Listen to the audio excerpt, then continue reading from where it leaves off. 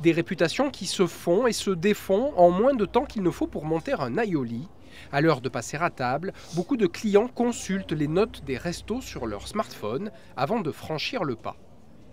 S'il y a 9 avis positifs et un négatif, je considère la majorité. Je prends parti pour les positifs.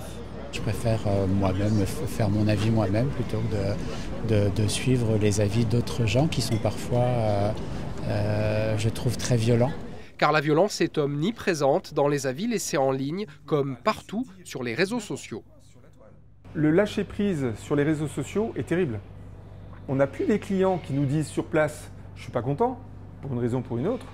Ils partent et c'est le lendemain ou le surlendemain qu'on s'aperçoit qu'ils n'étaient pas contents. Mais alors avec des mots, ils sont là pour vous tuer. Et face aux géants du web, les petits restaurateurs ont bien peu de poids lorsqu'ils sont victimes de commentaires injustes, parfois diffamatoires. Alors dans ce restaurant de spécialité niçoise, on a choisi de contre-attaquer sur le même terrain. L'intérêt justement de ces réseaux sociaux, moi celui que je vois et que je veux un peu mettre en place maintenant, c'est de montrer l'envers du décor un petit peu justement et de montrer vraiment l'arrivée du produit brut jusqu'au produit fini, comme je vous disais, comme on fait sur une pisse saladière, comme on fait surtout une daube, comme on fait là-bas sur une poche de veau farcie.